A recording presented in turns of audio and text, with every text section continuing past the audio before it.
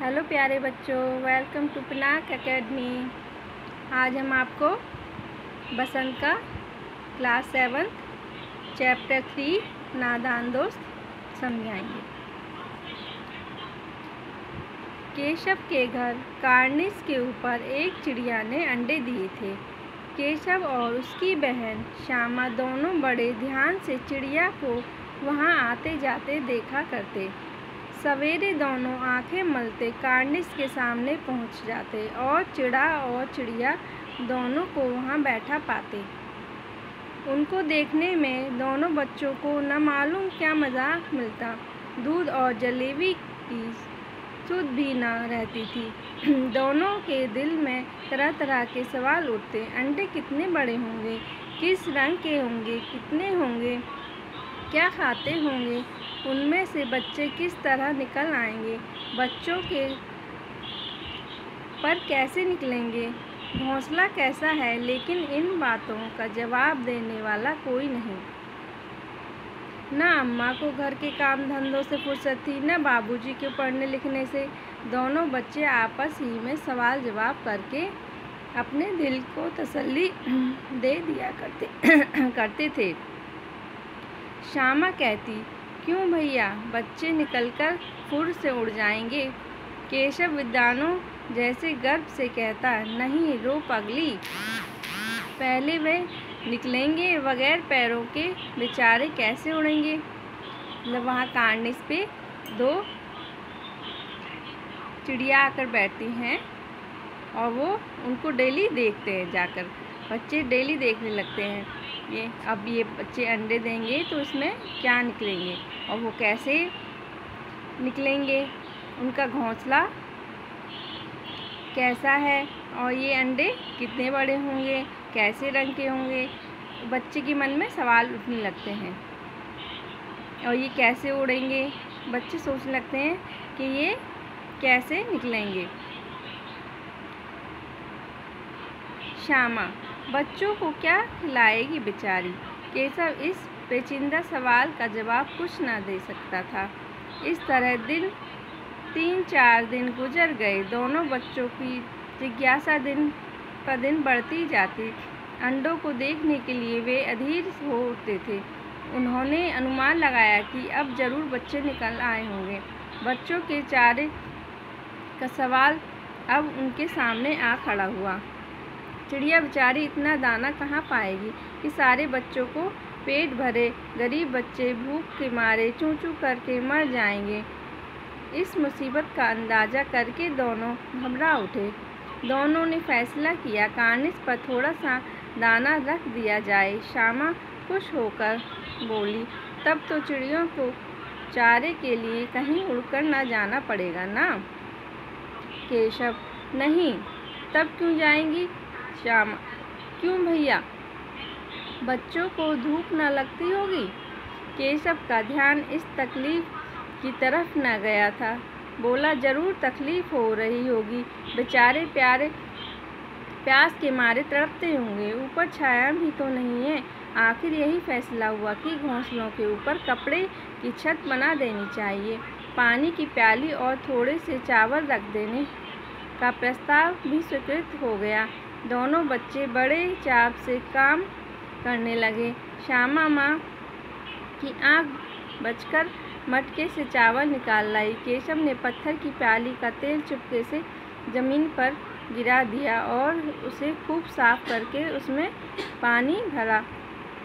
अब चांदनी के लिए कपड़ा कहाँ से आए, फिर ऊपर बगैर झाड़ियों पे कपड़ा ठहरेगा कैसे, और झाड़ियाँ खड़ी होंगी कैसे।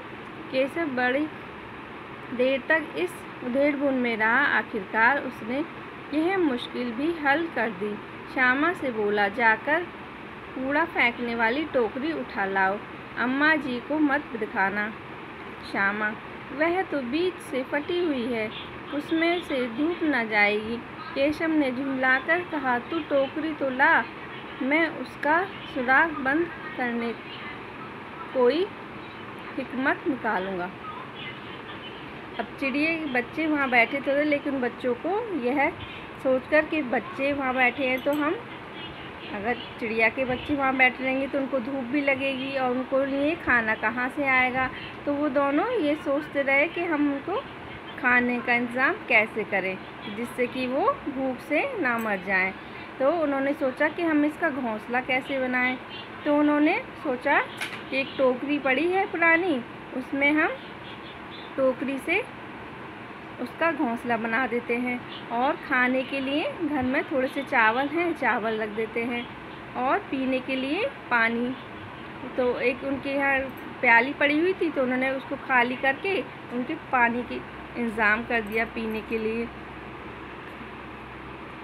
श्यामा दौड़कर टोकरी उठा लाई। केशव ने उसके सुराख में थोड़ा सा कागज़ ढूंढ दिया और जब टोकरी को एक टहनी से टिकाकर बोला, देख ऐसे ही घोंसले पर उसकी आड़ कर दूंगा, तब कैसे धूप जाएगी। श्यामा ने दिल से सोचा, भैया कितने चालाक हैं। गर्मी के दिन थे, बाबूजी दफ्तर गए हुए थे। अम्मा दोनों बच्चों को कमरे में सुलाकर खुद सो गई, लेकिन बच्चों की आँख में आज नींद कहाँ। अम्मा जी को बहाने से लिए दोनों दम रोके आंखें बंद किए मौके का इंतज़ार कर रहे थे।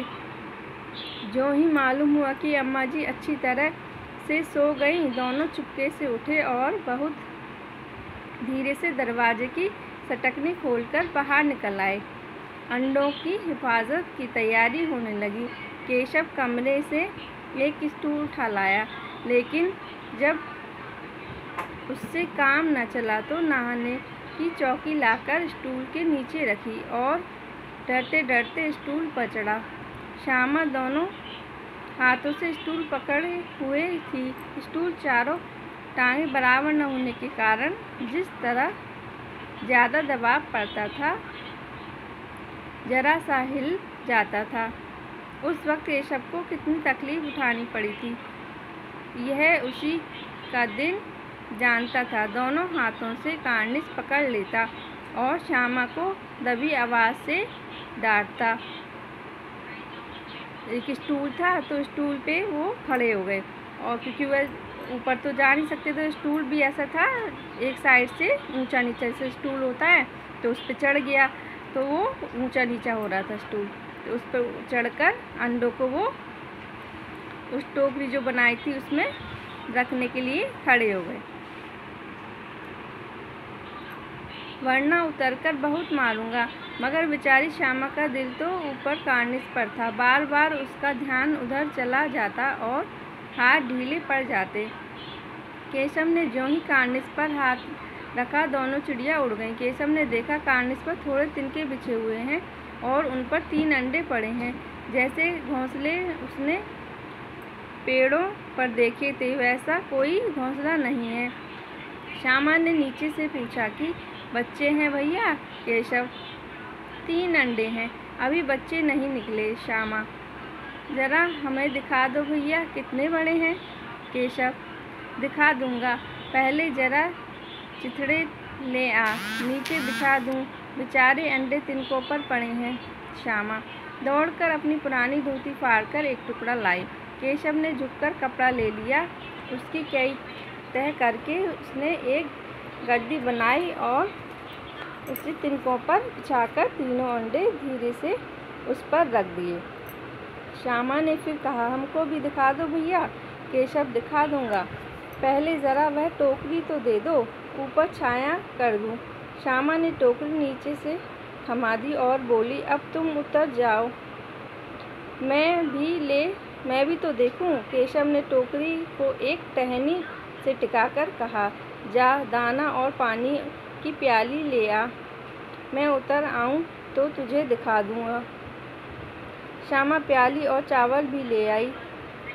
केशव ने टोकरी के नीचे दोनों चीज़ें रख दी और आहिस्ता से उतर आया। श्यामा ने गिड़गिड़ाकर कहा, अब हमको भी चढ़ा दो भैया। केशव, तू गिर पड़ेगी। श्यामा, ना गिरूंगी भैया, तुम नीचे से पकड़े रहना।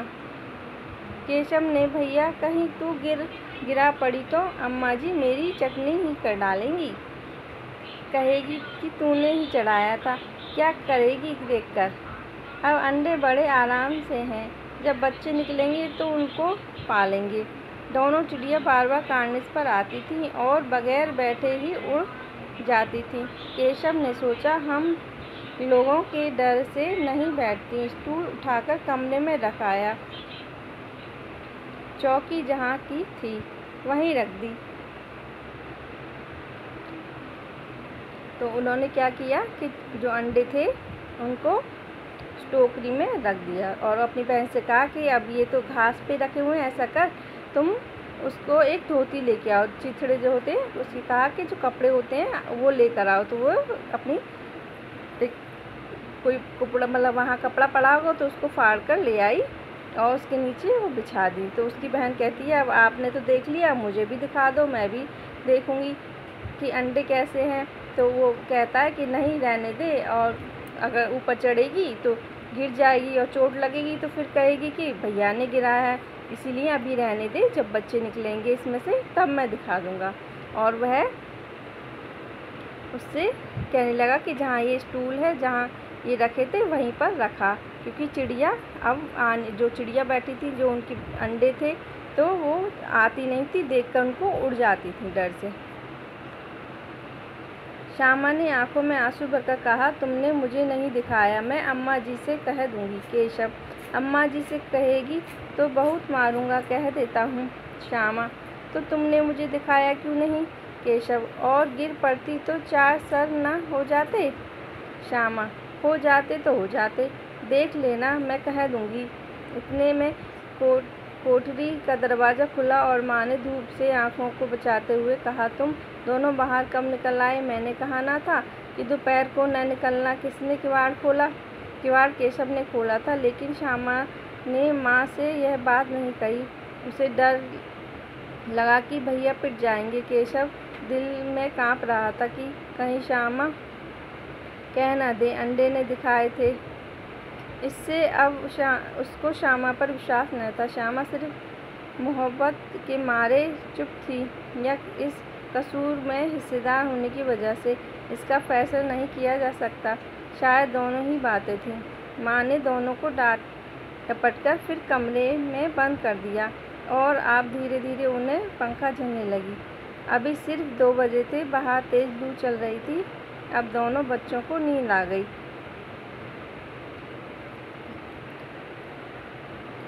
बच्चे जब उसे डांट दिया कि नहीं, मैं तुझे नहीं दिखाऊंगा, और जब बच्चे निकल आएंगे तब दिखाऊंगा, तो उसकी जो बहन थी वो रोने लगी कि आपने मुझे नहीं दिखाया भैया। इतने में उसकी माँ आ जाती है और कहती है कि ये गेट किसने खोला, तुम लोग बाहर कैसे आ गए? और वह बच्चे डरने लगे कि अब माँ हमें डांटेगी। तो माँ उनको अंदर ले जाती है और उनको सुला देती है। 4 बजे यकाका श्यामा की नींद खुली, किवाड़ खुले हुए थे। वह दौड़ी हुई कार्निस के पास आई और ऊपर की तरफ ताकने लगी। टोकरी का पता न था। संयोग से उसकी नज़र नीचे गई और वह उल्टे पांव दौड़ती हुई कमरे में जाकर जोर से बोली, भैया अंडे तो नीचे पड़े हैं, बच्चे उड़ गए। केशव घबराकर उठा और दौड़ा हुआ बाहर आया तो क्या देखता है कि अंडे नीचे टूटे पड़े हैं और उनसे कोई चूने की सी चीज़ बाहर निकल आई है। पानी की प्याली भी एक तरफ टूटी पड़ी है।